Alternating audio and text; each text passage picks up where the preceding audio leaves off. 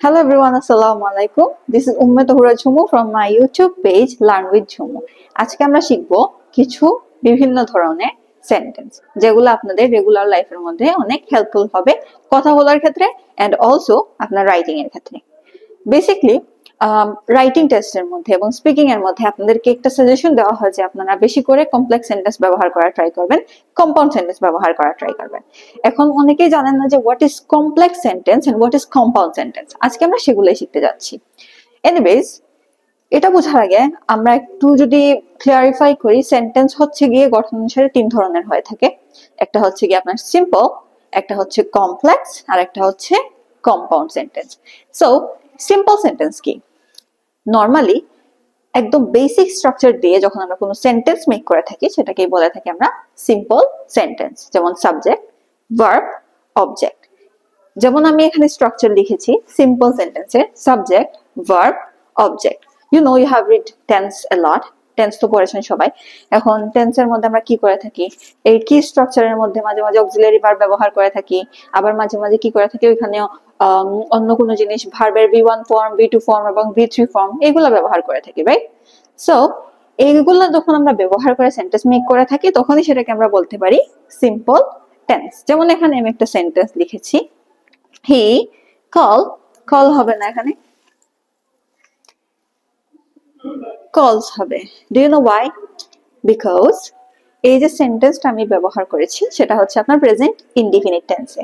And present indefinite টেন্সের মধ্যে যদি আমাদের সাবজেক্টটা থার্ড পারসন সিঙ্গুলার নাম্বার হয় তাহলে আমাদের ভার্বের শেষে এস বা ইএস যুক্ত করতে হয়। So this one is a simple sentence.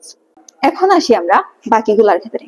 But remember one thing, আপনার যদি সিম্পল সেন্টেন্স ক্লিয়ার না থাকে আপনি কিন্তু কখনোই কমপ্লেক্স হোক বা কম্পাউন্ড হোক এই সেন্টেন্স গুলা প্রপারলি মেক করতে পারবেন না। এজন্য অফকোর্স আমাদেরকে সিম্পল সেন্টেন্সটা প্রপারলি জানা থাকতে হবে। সো সিম্পল সেন্টেন্স কোনগুলা? সাবজেক্ট, ভার্ব, অবজেক্ট মিলে যখন কোনো সেন্টেন্স তৈরি হয় সেটাকে আমরা বলতে পারি simple sentence. Easy, right? Anyways, এখানে আমি কি লিখছি? হি কলস দ্য পুলিশ, মানে সে পুলিশকে ডাকে। Normal sentence. এখন আসি কমপ্লেক্স এবং কম্পাউন্ড। ওকে, আমরা যখন স্কুলে পড়েছি তখন হচ্ছে গিয়ে সিম্পল, তারপরে কমপ্লেক্স, তারপরে কম্পাউন্ড এরকম পড়েছি, রাইট? কিন্তু to be honest, if you compare, সিম্পলের পরে কিন্তু কম্পাউন্ড সেন্টেন্সটা সহজ, রাইট? কেন?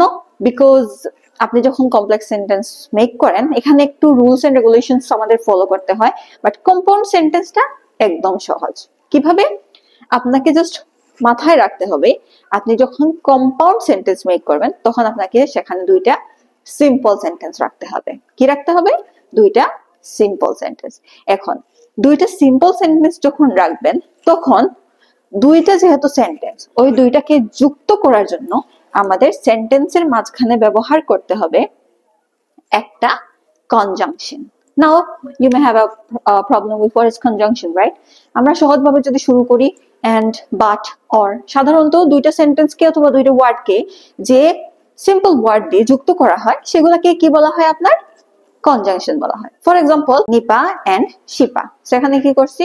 নিপা এন্ড শিপা আর বেস্ট ফ্রেন্ডস। সো নিপা, শিপা দুইটা নামকে কি করছি?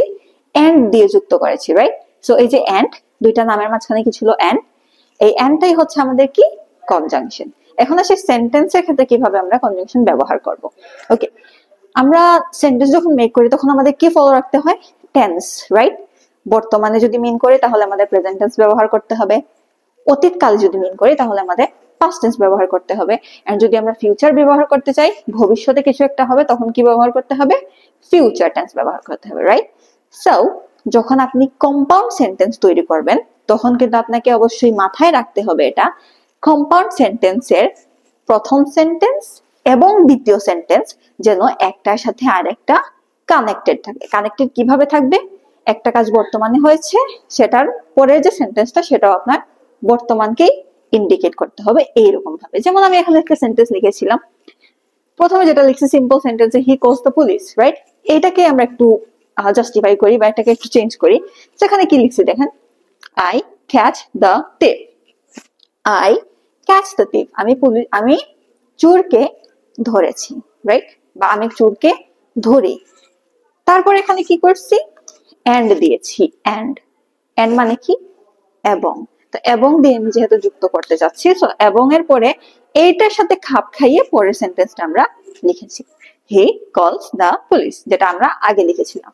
তো এখানে মিনিংটা এরকম হয়ে গেছে, আমি চোর ধরি এবং তুমি পুলিশকে কল করো, রাইট? সিম্পল, একদম সিম্পল। এখন আরো কয়েকটা কনজাংশন, এন্ড দিয়ে সেন্টেন্স একটার সাথে আরেকটা যুক্ত করা ইজি, কিন্তু একটু প্রবলেম হয় আমাদের বাট দিয়ে। বাট দিয়ে কিভাবে মেক করব? বাট মাথায় রাখবেন, বাট হচ্ছে কিন্তু। যেমন সে ভালো কিন্তু কথা শুনে না, right? He is great but he don't listen to us. তো প্রথমটা কি ছিল আমাদের অ্যাফার্মেটিভে, এবং পরেরটা আমি কি করেছি নেগেটিভ সেন্টেন্সে বলেছি, যাতে একটার সাথে আরেকটা খাপ খায়, বাট দিয়ে জন্য দুইটা খাপ খায় এজন্য। সো এরকম আরো কিছু কনজাংশন আছে।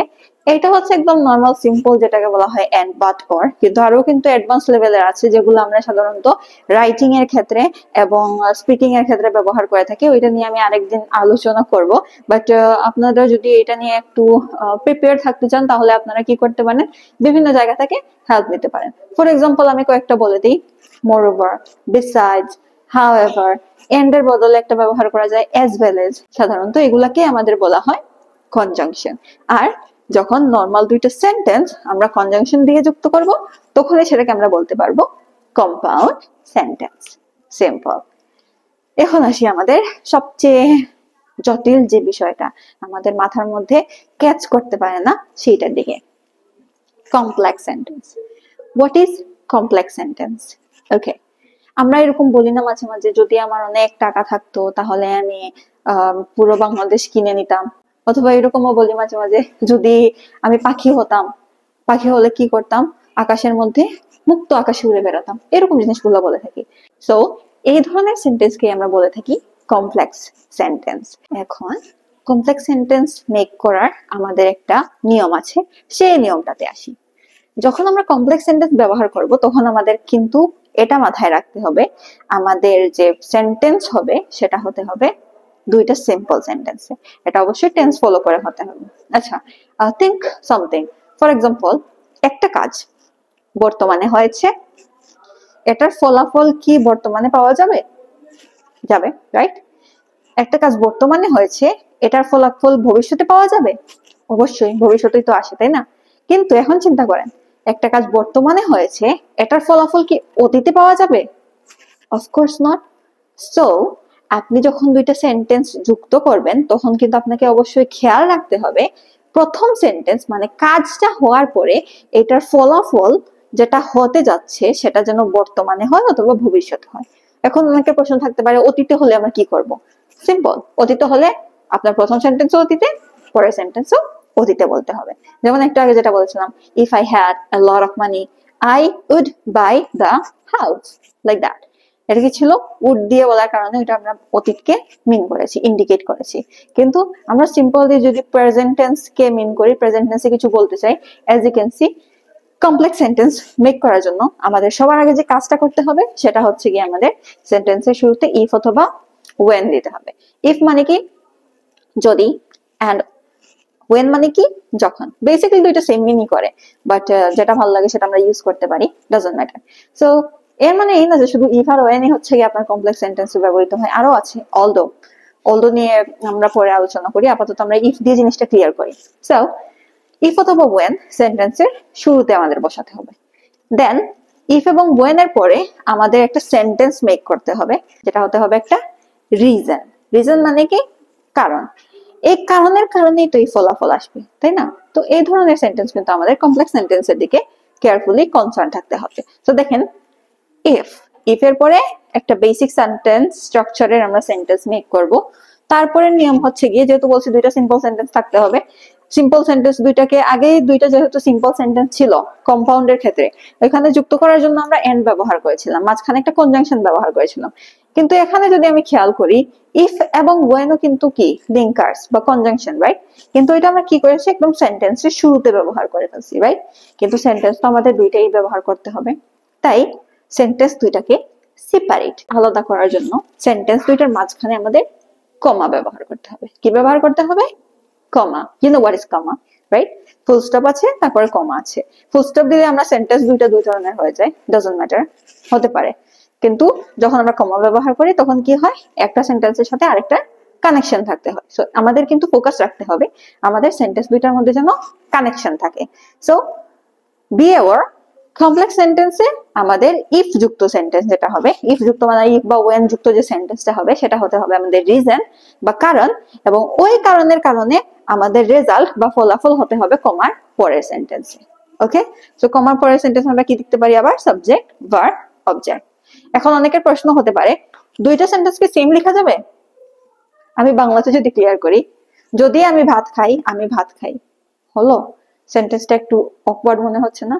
কিন্তু এরকম যদি বলি, যদি আমি ভাত খাই, তুমি ভাত খাও, মিলছে, রাইট? সো এই মিলানোটাই হচ্ছে আপনার কাজ। সো এখানে একটা জিনিস বোঝা গেছে, দুইটা সেন্টেন্স সেম লেখা যাবে না, কিন্তু দুইটা সেন্টেন্সের ভার্ব যেটা আছে সেটা সিমিলার লিখতে পারবেন। এনিওয়েজ, আমি ক্লিয়ার করার জন্য এখানে এই প্রথম সেন্টেন্সটাকে মডিফাই করে আমরা কমপ্লেক্স সেন্টেন্সে নিয়ে এসেছি। এখানে বলছি কি প্রথমে, ইফ, যদি, আই ক্যাচ দ্য thief, যদি আমি চোর ধরি, যদি আমি চোর ধরি। আনসারটা তো আমাদের এখনো আসে নাই, রিজনটা বলছি, রিজন। এখন হচ্ছে আমাদের ফলাফল বলতে হবে, তবেই কিন্তু এটা সম্পূর্ণ একটা সেন্টেন্স হবে। এটা কিন্তু অসম্পূর্ণ রয়ে গেছে। সো আমি বললাম, যদি আমি চোর ধরি তাহলে তুমি পুলিশকে ডাকবে। যদি আমি চোর ধরি তুমি পুলিশকে ডাকবে। তাহলে বলতে পারি ডাজন্ট ম্যাটার এখানে, তাহলে বললে আমাদের দেন ব্যবহার করতে হবে। বাট দেনটা ছাড়া যদি বলি, যদি আমি চোরকে ধরি তাহলে তুমি পুলিশকে ডাকবে। ডাকবে আমি কেন বলেছি, একটু আগে বলেছিলাম কি, আমাদের কিন্তু ফোকাস থাকতে হবে। প্রেজেন্ট হলে পরের সেন্টেন্সটা কিন্তু প্রেজেন্ট বলা যাবে, ফিউচার বলা যাবে, কিন্তু পাস্ট বলা যাবে না, রাইট? এখানে দেখেন ইফ যুক্ত যে সেন্টেন্সটা ছিল সেটা আমাদের প্রেজেন্ট টেন্সে আছে, এটা কিন্তু V1 এ, রাইট? আর পরের যে সেন্টেন্সটা এখানে আমি উইল যুক্ত করে ফেলছি, উইলের কারণে এটা হয়ে গেছে কি ফিউচার টেন্স, রাইট? তো আমরা দেখতে পাচ্ছি কি, এখানে প্রথম যে সেন্টেন্সটা এটা আমরা V1 এ লিখছি, মানে প্রেজেন্ট ইনডিফিনিট টেন্সে, এবং পরে যে সেন্টেন্সটা লিখেছি সেটা আমি লিখেছি ফিউচার ইনডিফিনিট টেন্সে। এর মানে বর্তমানের ফলাফল ভবিষ্যতে পাওয়া যাবে। এই ধরনের সেন্টেন্সকেই আমরা সাধারণত কমপ্লেক্স সেন্টেন্স বলে থাকি। বেসিক্যালি প্রেজেন্ট প্রেজেন্ট বলা যাবে, বাট এই ধরনের সেন্টেন্স খুব রেয়ারলি ব্যবহার হয়ে থাকে। ওকে, সো এখানে কিন্তু আমরা শুধু উইল না, আমরা এখানে আরো জিনিস ব্যবহার করতে পারি, মডেল ব্যবহার করতে পারি। সো আমাদের যে সেন্টেন্সের দিকে কনসার্ন থাকতে হবে, একটার সাথে যেন আরেকটা খাপ খায় এই জিনিসের দিকে। তো আমি কি বললাম, যদি আমি চোর ধরি তুমি পুলিশকে ডাকবে। If I catch the thief he will call the police. If I catch the thief he will call the police. So এটাই হচ্ছে আমাদের কমপ্লেক্স সেন্টেন্স। কমপ্লেক্স সেন্টেন্সের কিন্তু অনেক বড় একটা আলাদা নিয়মের স্টার্ট আছে বা স্ট্রাকচার আছে, অথবা আরো জিনিস বলতে পারি। এটা নিয়ে আমরা অন্য একদিন ইনশাআল্লাহ আলোচনা হবে। বাট জাস্ট সিম্পলি যদি আপনাকে বলে দিতে চাই, কমপ্লেক্স সেন্টেন্স যখন ব্যবহার করবেন শুধু খেয়াল রাখবেন আমাদের এত স্ট্রাকচার কত প্রকার এগুলো শেখার তো কোনো দরকার নেই। রাইটিং এর ক্ষেত্রে অথবা স্পিকিং এর ক্ষেত্রে কি আমরা গ্রামাটিক্যালি বলবো নাউন এত প্রকার, নাউন 4 প্রকার, নাউন 6 প্রকার, প্রনাউন হচ্ছে কি 2 প্রকার, এরকম কি আমাদের বলতে হয়? Of course not. আমরা কি করি, শুধুমাত্র সেন্টেন্সের মধ্যে জিনিসগুলো ব্যবহার করে থাকি, রাইট? সো এইটুকু মাথায় রাখলেই হবে। আপনার সেন্টেন্স যখন কমপ্লেক্স হোক বা কম্পাউন্ড হোক, এই দুইটার মধ্যে লিখবেন বা বলবেন, তখন কি করতে হবে, প্রথম সেন্টেন্স যে টেন্সে হবে এরপরের যে সেন্টেন্সটা লিখবো সেটা যেন আমাদের কি হয়, ওই আগের সেন্টেন্সের সাথে খাপ খায় এবং ওই টেন্সে হয়, অথবা এই টেন্সের পরের টেন্সে হয়। দেখে, মানে পাস্ট হলে আপনি পরের সেন্টেন্স লিখতে পারবেন প্রেজেন্ট অথবা ফিউচারে। প্রথমটা যদি আপনার প্রেজেন্টে হয় তাহলে শেষেরটা আপনি প্রেজেন্টেও লিখতে পারবেন আবার ফিউচারেও লিখতে পারবেন। কিন্তু যদি ফিউচারে হয় প্রথম সেন্টেন্স, পরেরটা কিন্তু আপনি প্রেজেন্ট অথবা পাস্ট কোনোটাতেই লিখতে পারবেন না, আপনাকে ওইটা ফিউচারেই লিখতে হবে, রাইট? সো এই দিকে যদি একটু কনসার্ন থাকেন তাহলে কিন্তু সেন্টেন্স মেকিং এর মধ্যে আপনার কোনো প্রবলেম থাকবে না। ওকে, সো সেন্টেন্স স্ট্রাকচার ফলো করেন, সব সময় স্ট্রাকচার ওয়াইজ সেন্টেন্স গুলা ফলো করেন, ভার্ব দিয়ে কিভাবে সেন্টেন্স মেক করতে হয় সেগুলোর দিকে কনসার্ন থাকেন, দেখবেন কমপ্লেক্স এবং কম্পাউন্ড আপনার জন্য পানির মতো সহজ। ধন্যবাদ সবাইকে, ইনশাআল্লাহ আবার দেখা হবে নেক্সট কোনো ভালো ভিডিওতে। টিল দেন ভালো থাকবেন, সুস্থ থাকবেন, আল্লাহ হাফিজ।